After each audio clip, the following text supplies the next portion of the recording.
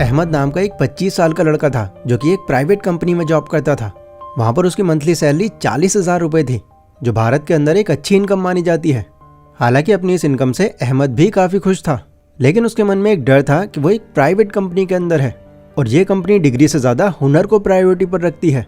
जहाँ कल को अगर कोई ज़्यादा हुनर वाला एम्प्लॉय उनको मिल जाता है तो वो पुराने एम्प्लॉयज़ को निकालने से पहले ज़्यादा नहीं सोचते।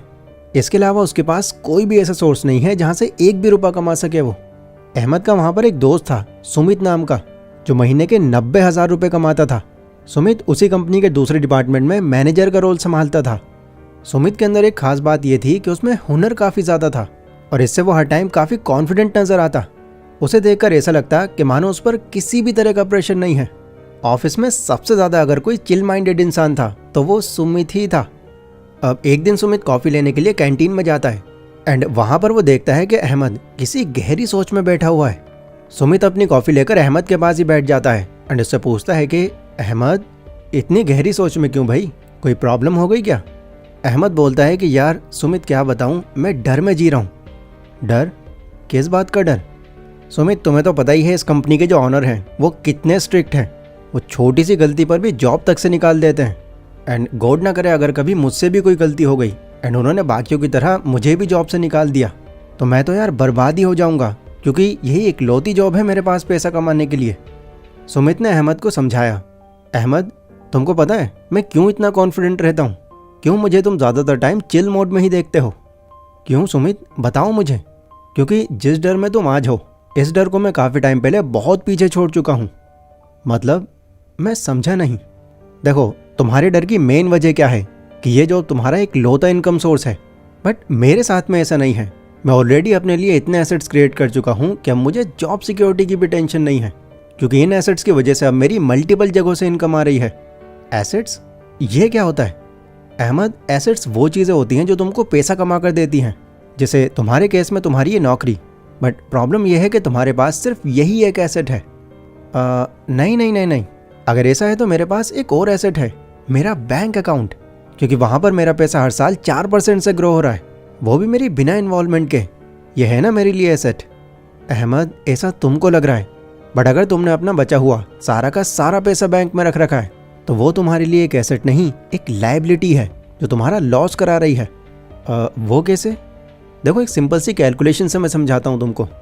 तुम्हारा बैंक तुमको हर साल 4% इंटरेस्ट दे रहा है, यानी अगर तुम्हारे बैंक अकाउंट में 1 लाख रुपए हैं तो 1 साल के बाद तुमको उन पर 4,000 रुपये मिलेंगे।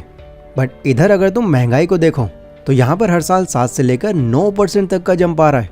यानी इस साल अगर तुम्हारे राशन पानी और ज़रूरत की चीज़ों की कीमत अगर 1 लाख रुपए है तो अगले साल तुमको इतने ही राशन पानी और ज़रूरत की चीज़ों के लिए लगभग 1,08,000 रुपये चाहिए होंगे। तो अब तुम समझो, इनडायरेक्टली तुम्हारे बैंक के अंदर उन पैसों की वैल्यू बढ़ नहीं रही, उल्टा कम होती जा रही है। हाँ, ये तो मैंने सोचा ही नहीं। लेकिन अब तुम ही बताओ सुमित, मैं और कौन कौन से एसेट्स क्रिएट करूं जिससे मुझे भी तुम्हारी तरह अलग अलग जगहों से रेगुलर इनकम आती रहे। देखो, मैं तुमको वो एसेट्स बता देता हूं जो मैंने खुद के लिए बनाए हुए हैं। इन्हीं में से तुम डिसाइड कर सकते हो कि तुम्हारे लिए कौन सा बेस्ट है। मेरे पास अभी के टाइम में 4 एसेट्स हैं जहाँ से मुझको फाइनेंशियल तौर पर या तो रेगुलर इनकम आ रही है या इनकम बढ़ाने के रास्ते खुल रहे हैं। एंड इसमें सबसे पहला एसेट है मेरी एजुकेशन। सालों पहले जब मेरी इस कंपनी में ज्वाइनिंग हुई थी तो मुझे भी इस बात का अंदाज़ा था कि शायद ये जॉब मेरे फ्यूचर के लिए 100% सिक्योर नहीं है। तो मान लो मेरी भी वही कंडीशन थी जो आज तुम्हारी है। बट कुछ ही टाइम के अंदर मैं समझने लगा कि अगर मुझे यहाँ पर लंबे टाइम तक टिके रहना है तो मुझे अपनी स्किल्स के अंदर सबसे बेस्ट होना पड़ेगा। यहाँ पर मेरा सबसे पहला काम सेल्स एग्जीक्यूटिव का था, जहाँ मुझे कंपनी के लिए पर डे के हिसाब से सेल्स निकालनी थी। अब उस टाइम मेरे साथ में जितने भी कलीग्स बैठे हुए थे वो सेल्स निकालने के लिए वही पुराने घिसे पीटे तरीके अपना रहे थे। तो मैंने यहाँ पर इनको फॉलो करने की जगह अपने नए तरीके ईजाद किए, जिनके लिए मुझे कुछ बुक्स और कुछ कोर्सेज बाय करने पड़े। डेफिनेटली यहाँ मेरा पैसा तो खर्च हुआ, लेकिन मुझे ये क्लियर था कि मेरी ये इन्वेस्टमेंट मेरे लिए आगे चलकर एक एसेट की तरह काम करेगी। और सच में ऐसा हुआ भी। उन बुक्स और कोर्सेज को अच्छे से सीख लेने के बाद मैं ह्यूमन साइकोलॉजी से लेकर persuasion, story telling, empathy, negotiation, इन सब चीज़ों को इतनी सफाई से यूज़ करने लगा कि सामने वाले के पास कोई रीज़न ही नहीं बचता था कि वो क्यों हमारा प्रोडक्ट ना खरीदे। एंड इसी के चलते मैं अपने बाकी सारे कलीग से कई ज़्यादा सेल्स निकाल पाता था। तुम यकीन नहीं करोगे, बट मेरा 1 साल के अंदर 3 बार प्रमोशन हुआ था एंड आज तो तुम मेरी पोजीशन और सैलरी देख ही रहे हो। अभी भी अगर मुझे लगता है कि मुझे कुछ और भी सीखना चाहिए तो वहाँ मैं खुद पर इन्वेस्ट करने से पहले ज़्यादा नहीं सोचता, क्योंकि ओवर द टाइम वहाँ पैसा लगाना मेरी ग्रोथ में ही काम आता है मुझको। सो ये था मेरा पहला एसेट। अगला एसेट जो मुझे पैसा बना कर देता है वो है घोस्ट रेंटिंग। अहमद ने हैरान होकर पूछा, क्या तुम भूतों से किराया लेते हो? अरे नहीं, मैं समझाता हूँ तुमको ये क्या है। देखो, तुमको भी पता है कि अगर तुम्हारे पास कोई स्पेस है, कोई हॉल या कोई घर वगैरह, तो तुम उसको रेंट पर देकर अच्छे पैसे कमा सकते हो। बट रेंट पर देने के लिए एक अलग घर खरीदना, इसको हर कोई अफोर्ड नहीं कर सकता। And to be very honest, मेरे पास भी फिलहाल इतने पैसे नहीं हैं कि 50-60 लाख रुपए लगाकर मैं कोई दूसरा घर खरीद सकूं। मेरी तो टोटल सेविंग्स ही 10 लाख रुपए की थी, जो मैंने लगभग 2 सालों में जमा की थी। लेकिन फिर भी मैं रेंटल इनकम कमा रहा हूँ।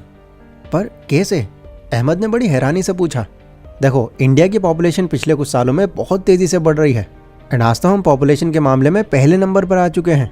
एंड इसी को देखते हुए मुझे ये सालों पहले ही अंदाज़ा लग गया था कि आने वाले टाइम में रियल एस्टेट की डिमांड काफ़ी बढ़ने वाली है। लोगों को रहने के लिए घर चाहिए होंगे, जगह चाहिए होगी। बट अगेन, हर कोई अपना खुद का घर अफोर्ड नहीं कर सकेगा। तो मेरे और मेरे 4 कलीग्स ने मिलकर 10-10 लाख रुपए अरेंज किए एंड 50 लाख की इन्वेस्टमेंट में एक ज़मीन लेकर उस पर 5 मंजिला फ्लैट तैयार करवा दिया। वो फ्लैट जब पूरी तरह बनकर तैयार हो गया तो उसके हमने हर एक फ्लोर को 13,000 रुपये मंथ के हिसाब से रेंट पर देना शुरू कर दिया। अभी लगभग 6 साल बाद मैं उस रेंटल इनकम से 9,36,000 रुपये रिकवर कर चुका हूँ। एंड अगले साल में इस फ्लैट के साथ साथ इसकी पूरी इन्वेस्टमेंट रिकवर कर चुका हूँगा। फिर इसके बाद इसकी रेंटल इनकम एज प्रॉफिट मेरे पास आएगी। तुम ये मानो, मुझे इन 6 सालों में मेरी 10 लाख रुपए की इन्वेस्टमेंट पर 9.5 लाख रुपए का प्रॉफिट हो गया। इनफैक्ट अब तो मेरी प्रॉपर्टी की कीमत भी बढ़ गई है। अब एक बार के लिए ज़रा इमेजिन करो, अगर ये 10 लाख रुपए मैंने यहाँ लगाने की जगह सेविंग्स अकाउंट में रख दिए होते एंड मान लो अगर मुझे उन पर 5% भी इंटरेस्ट मिल रहा होता, तो मेरे ये 10 लाख रुपए 6 सालों के बाद कंपाउंड होकर 13,40,000 के आसपास बनते। मतलब 10 लाख रुपए पर 3,40,000 रुपये, देख रहे हो, आधे से भी कम। तो इसीलिए ये रेंटल इनकम मेरा दूसरा बड़ा एसेट है। मेरा अगला एसेट जो मैंने अभी हाल ही में बाय किया है वो है एक लिमिटेड एडिशन गोल्ड वॉच, जो कि 5 लाख रुपए की है। अहमद ने फिर से सुमित को टोक दिया, अब ये तुम्हारे लिए एसेट कहाँ से हुआ? अरे यहाँ तो तुमने पैसे बर्बाद कर दिए, तुम तो शो ऑफ कर रहे हो। मेरी घड़ी देखो, 250 की है, बट टाइम वही बताती है। अहमद, 3 इडियट मैंने भी बहुत बार देखी है, ये डायलॉग मुझे भी पता है।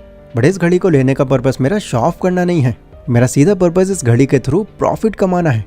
अच्छा, वो कैसे? देखो, मैंने इसको इसलिए बाय किया है क्योंकि ये घड़ी गोल्ड से बनी है और गोल्ड के दाम हर साल 10 से 11% से इंक्रीज हो रहे हैं। तो इस 5 लाख की घड़ी को अगर मैं अगले 5 साल भी अपने पास रखता हूँ तो उस वक्त मेरी इस घड़ी की वैल्यू कंपाउंड इंटरेस्ट लगाकर लगभग 8,42,000 के आसपास होगी। एंड दूसरा, ये एक लिमिटेड एडिशन वॉच है जो काफ़ी रेयरली लोगों के पास मिलेगी, तो इससे इस घड़ी की वैल्यू और भी ज़्यादा बढ़ जाती है।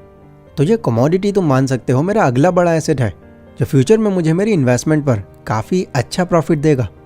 अहमद ने सुमित से पूछा, सुमित एक बात बताओ, अभी तुम्हारी सैलरी 90,000 रुपये है, 13,000 रुपये तुमको रेंटल इनकम आती है, टोटल होते हैं 1,03,000 रुपये। इनमें तुम घर के खर्चे निकालने के बाद फिर भी बहुत पैसे बचा सकते हो। बट इससे पहले जब तुमको रेंटल इनकम नहीं आती थी तो तुमने 10 लाख रुपए 2 साल में जमा कैसे कर लिए? तुम घर का खर्च कैसे उठाते थे? और पहले तो तुम्हारी सैलरी भी कम रही होगी। तो इस पर सुमित ने हंसते हुए जवाब दिया, तुमने सही कहा अहमद, तुम्हारा ये सोचना जायज़ है, क्योंकि अभी तक मैंने तुमको अपने सारे एसेट्स नहीं बताए। देखो, उस टाइम मेरी मंथली सैलरी 50,000 रुपये थी एंड इसके अलावा मेरे पास कोई और इनकम सोर्स नहीं था। बट जैसा कि मैंने तुमसे कहा, सालों पहले तुम्हारी तरह ही मेरे मन में भी डर था। यही माइंड में चलता रहता था कि बस यही इनकम सोर्स है मेरे पास, किसी वजह से अगर ये बंद हो गई तो क्या होगा मेरा। बट क्योंकि मैं खुद को एजुकेट करने के लिए कई अलग अलग बुक्स खरीदता था, तो वहीं से ही मुझे एसेट बिल्डिंग का ये कॉन्सेप्ट समझ में आया। तो मैंने फिर बिना ज़्यादा फालतू पैसे खर्च किए इसकी तैयारी जॉब लगने के दूसरे साल ही शुरू कर दी थी। मैंने जैसे तैसे उन 1-2 सालों में 3 लाख रुपए इकट्ठा किए एंड अपने किसी जानने वाले से एक सेकंड हैंड ऑटो खरीद लिया। ये मैंने पर्पसली किया था क्योंकि मेरा एक पड़ोसी था समीर नाम का, जो उस टाइम पर बेरोजगार था, बट वो ऑटो चलाना जानता था। तो उसे मैंने अपने इस ऑटो को रेंट पर चलाने के लिए दे दिया। वो मुझे एक दिन के हिसाब से 700 रुपये देता था, जो महीने के बनते हैं लगभग 21,000 रुपये। हालांकि बीच बीच में उस ऑटो के अंदर कुछ एडिशनल खर्चे भी होते थे, बट फिर भी मेरी बिना किसी इन्वॉल्वमेंट के मैं ऑन एन एवरेज 18,000 रुपये तो वहाँ से कमा लिया करता था। तो उस टाइम मेरी एक महीने की कमाई 50,000 नहीं बल्कि 50 प्लस 18 68,000 रुपये थी, जिससे मैं इतने कम टाइम में काफ़ी पैसे सेव कर पाया। वैसे आज भी मेरी इन्वेस्टमेंट पर 2 ऑटो चल रहे हैं जिनका पर डे रेंट बढ़ाकर मैंने 1,000 रुपये किया हुआ है। तो एडिशनल खर्चे काट पीट कर मैं ऑन एन एवरेज मंथली वहाँ से 50,000 रुपये निकाल रहा हूँ।